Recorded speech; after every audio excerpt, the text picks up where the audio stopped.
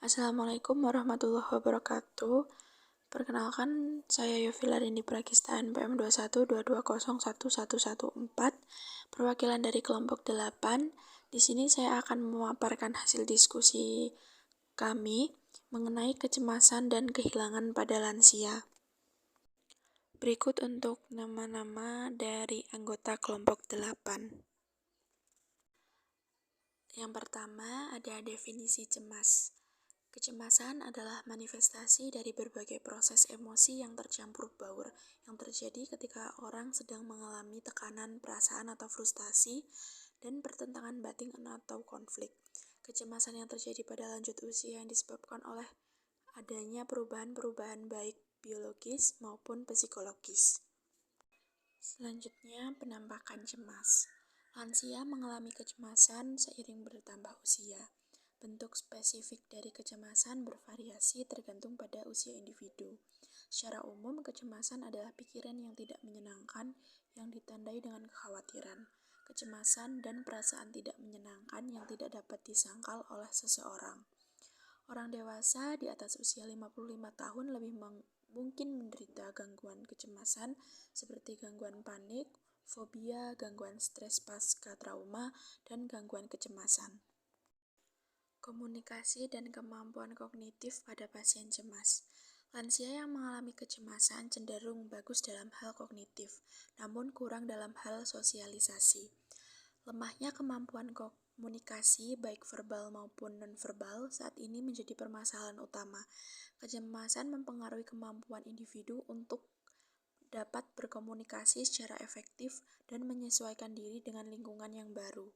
Aspek-aspek komunikasi ada 3, yaitu yang pertama ada unwillingness. Unwillingness adalah ketidaksediaan untuk berkomunikasi yang ditandai dengan kecemasan, introversi, dan rendahnya frekuensi. Yang kedua ada avoiding. Avoiding adalah penghindaran karena pengalaman komunikasi yang tidak menyenangkan. Yang terakhir ada control. Kontrol adalah rendahnya pengendalian terhadap situasi komunikasi yang terjadi karena faktor lingkungan. Mood saat lansia mengalami kecemasan. Yang pertama, mudah tersinggung, perasaan tidak berguna, kecewa, emosi labil, tidak bahagia, perubahan aspek fisik, psikologis dan sosial, gampang merasa dilecehkan, dan yang terakhir, perasaan kehilangan. Efek kecemasan pada lansia. Yang pertama, keterbatasan fisik dan psikologis menyebabkan dampak sosial, yakni secara perlahan-lahan, lansia menarik diri dari pergaulan di sekitar. Yang kedua, keadaan biopsikososial yang bersinergis menimbulkan berbagai gangguan kesehatan lansia. Yang ketiga, gangguan mental yang sering dijumpai pada lansia yaitu kecemasan. Yang terakhir, ketegangan mental yang menggelisahkan dan ketidakmampuan menghadapi masalah atau tidak adanya rasa aman. Berbagai perasaan cemas pada lansia. Yang pertama, kondisi psikologis lansia yaitu kesepian, isolasi sosial, kehilangan, kemiskinan, perasaan ditolak, perjuangan menemukan makna hidup, ketergantungan, tidak berdaya dan putus asa, ketakutan terhadap kematian, sedih karena kematian orang lain, kemunduran fisik dan mental depres, dan yang terakhir rasa penyesalan terhadap hal-hal yang lampau. Pengkajian perilaku dan budaya pada lansia cemas. Tidak sedikit lansia yang mengalami kesulitan beradaptasi dengan proses penuaan ini, sehingga lansia cenderung merasa kesepian, frustasi, depresi, dan kehilangan kepercayaan diri, sehingga dapat mempengaruhi kualitas hidup lansia. Perilaku lansia sendiri terdiri dari 2 jenis perilaku, yaitu perilaku adaptif dan perilaku maladaptif. Lansia percaya bahwa agama dapat memberikan solusi terhadap permasalahan yang sedang dihadapi dan dapat menetapkan batinnya. Dan juga setiap lansia memiliki harapan yang kuat, maka mereka harus memiliki iman yang kuat sehingga mereka siap menghadapi kehilangan dan kematian. Selanjutnya adalah tahapan-tahapan kehilangan. Ada 5 tahapan kehilangan. Yang pertama, fase pengingkaran atau denial. Pada fase ini, reaksi yang diberikan saat kehilangan adalah syok, tidak percaya atau mengingkari kenyataan bahwa kehidupan itu memang benar terjadi. Yang kedua, fase marah atau anger, di mana fase ini timbul suatu kenyataan dan kesadaran tentang kehilangan. Yang ketiga, fase tawar-menawar atau bergaining. Fase ini mampu mengungkapkan rasa marahnya secara intensif. Yang keempat, fase depresi atau depression. Fase ini menunjukkan sikap menarik diri sebagai klien atau pasien sangat penurut, tidak mau bicara. Dan yang terakhir adalah fase penerimaan atau acceptance. Individu telah menerima kehilangan yang dialaminya. Gambaran tentang objek atau orang yang hilang mulai dilepas dan secara bertahap perhatiannya akan beralih pada objek yang baru. Durasi kehilangan. Lansia yang kehilangan pasangan bisa mengalami berbagai perubahan termasuk mental dan emosional. Situasi kesepian yang dialami dan sikap seperti menangis, diam, dan mengumpulkan benda-benda yang tidak penting merupakan hal yang dilakukan mereka karena menganggap dirinya tidak berguna. Sehingga perubahan ini dapat mempengaruhi orang dewasa yang lebih tua untuk menyesuaikan hal-hal yang buruk. Selanjutnya masuk pada berduka atau kematian. Ada beberapa rentan respon berduka. Yang pertama, merasa takut meninggal, merasa kesepian, menenangkan diri, merasa sedih, menerima takdir hidup, menyendiri beberapa minggu, pasrah dengan takdir yang dialami.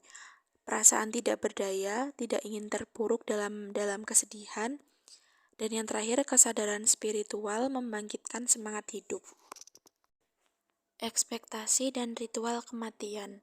Penuaan bukanlah suatu penyakit, tetapi suatu proses yang berangsur-angsur mengarah pada perubahan kumulatif, di mana tubuh menjadi kurang tahan terhadap rangsangan dari dalam dan luar tubuh, yang pada akhirnya menyebabkan kematian. Kematian adalah berhentinya fungsi jantung, paru-paru, dan fungsi otak secara permanen. Menurut Nelson Becker, akhir kehidupan adalah masalah dari berbagai peristiwa kompleks, karena setiap orang bisa meninggal dalam usia muda bahkan tua.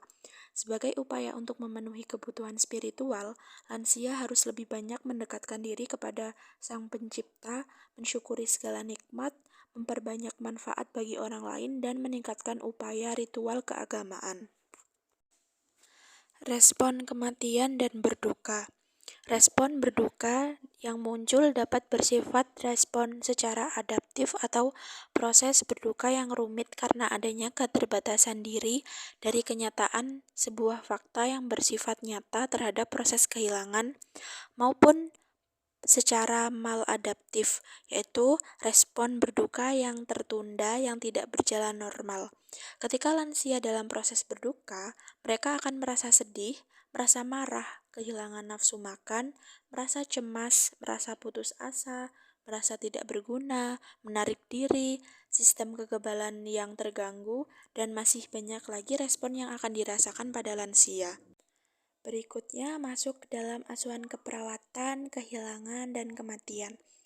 Diagnosa yang pertama yang dapat diangkat adalah ansietas berhubungan dengan ancaman terhadap konsep diri dengan label D.0080 dengan standar luaran tingkat ansietas dengan label L.09093. Untuk intervensi yang dapat ditegakkan adalah reduksi ansietas dengan label I.09314. Untuk asuhan keperawatan yang kedua, diagnosa yang dapat ditegakkan adalah berduka berhubungan dengan kematian keluarga atau orang yang berarti dengan label D.008 1 dengan standar luaran yang dapat ditegakkan adalah tingkat berduka dengan label L.09094. Untuk intervensi yang kedua adalah dukungan proses berduka dengan label I09274. Untuk diagnosa yang ketiga adalah gangguan pola tidur berhubungan dengan kurang kontrol diri dengan label D0055 dengan standar luaran adalah pola tidur dengan label L05045. Intervensi yang ketiga adalah dukungan tidur dengan label I05174. Sekian presentasi dari kelompok 8. Mohon maaf bila ada salah kata. Jika ada pertanyaan, bisa ditulis di kolom yang sudah disediakan. Terima kasih. Wassalamualaikum warahmatullahi wabarakatuh.